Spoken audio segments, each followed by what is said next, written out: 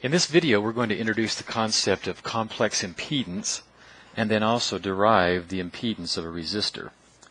Earlier in the semester, we learned how to analyze circuits that involved resistors only that were driven by DC sources. To do that analysis, we used Ohm's law, which said that V, the voltage across a resistor, is related to the current through that resistor by Ohm's law, which says V is equal to I times R, where I is defined flowing from the positive voltage terminal to the negatively referenced terminal.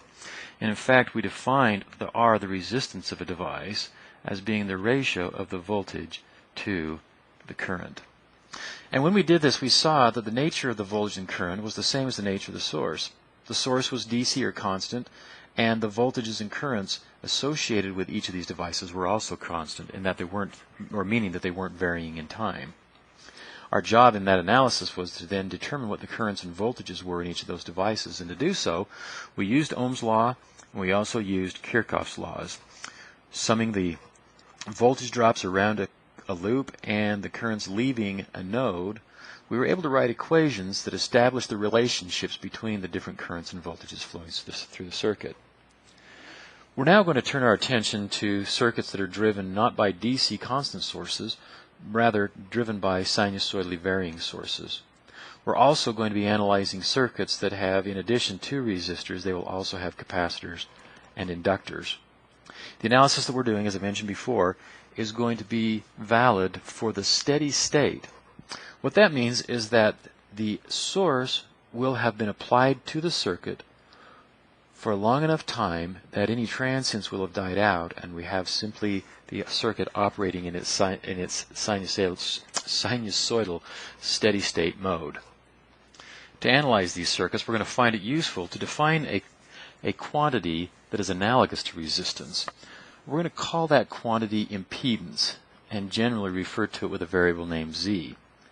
We are now defining impedance as being the ratio of the phasor voltage to the phasor current of a device. So once again, we'll define voltages and currents in this circuit. And we're going to recognize or realize that these voltages and currents are oscillating at the same frequency that the source is oscillating.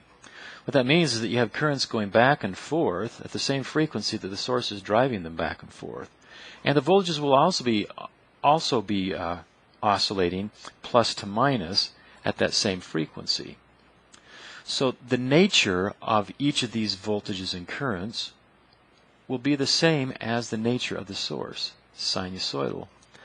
Thus, each one of these voltages and currents can be represented in terms of its phasor.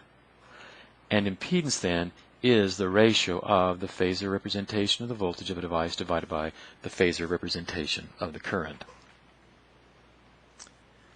We will find that all of our circuit analysis techniques that we developed for resistive networks driven by DC sources, using a resistance to represent the device, all of those techniques are going to apply to our analysis of the sinusoidal steady state. So node analysis, mesh analysis, voltage division, current division, Thevenin equivalency, parallel and series equivalence, all of those tools that we developed for this type of a circuit are also going to apply for the RLC circuit.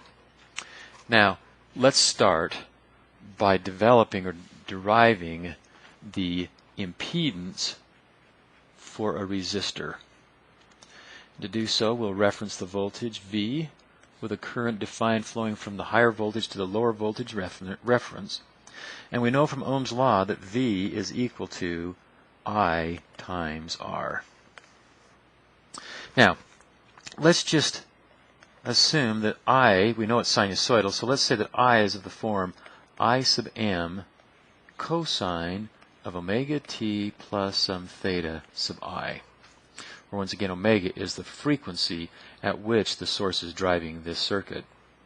From Ohm's law then we can say that V of t is equal to R times I, or R times I sub m cosine of omega t plus theta sub I. Now let's represent both of these in their phasor form. This then would be just I sub m e to the j theta sub I.